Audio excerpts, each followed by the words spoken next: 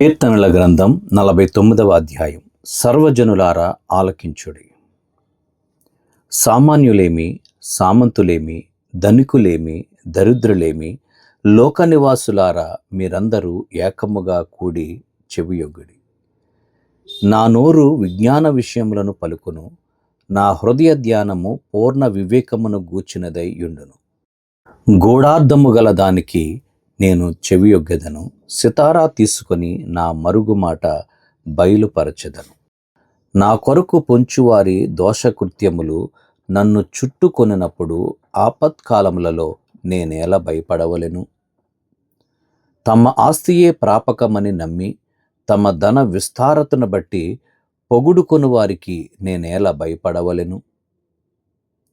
ఎవడునూ ఏ విధము చేతనైనను తన సహోదరిని విమోచింపలేడు. వాడు కుళ్ళు చూడక నిత్యము బ్రతుకున్నట్లు వాని నిమిత్తము దేవుని సన్నిధిని ప్రాయశ్చిత్తము చేయగలవాడు ఎవడునూ లేడు. వారి ప్రాణ విమోచన ధనము బహు గొప్పది, అది ఎప్పటికీ తీరక అట్లుండవలసినదే.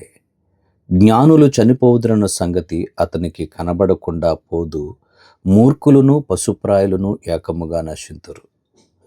వారు తమ ఆస్తిని ఇతరులకు విడిచిపెట్టుదురు, తమ ఇండ్లు నిరంతరము నిలుచుననియు తమ నివాసములు తరతరములకు ఉండుననియు వారు అనుకుందురు. తమ భూములకు తమ పేర్లు పెట్టుదురు. ఘనత వహించిన వాడైనను మనుష్యుడు నిలువజాలడు, వాడు నశించు మృగములను పోలినవాడు.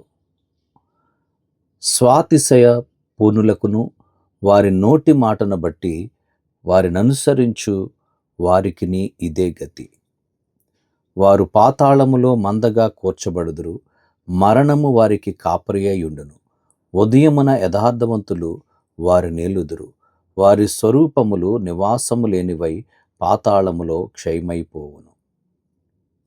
నీకు నీవే మేలు చేసుకొందువని మనుష్యులు నిన్ను స్తుతించినను, తన జీవిత కాలమునొకడు తన్ను పొగడుకొనినను, అతడు తన పితరుల తరమునకు చేరవలెను. వారు మరి ఎన్నడూను వెలుగు చూడరు.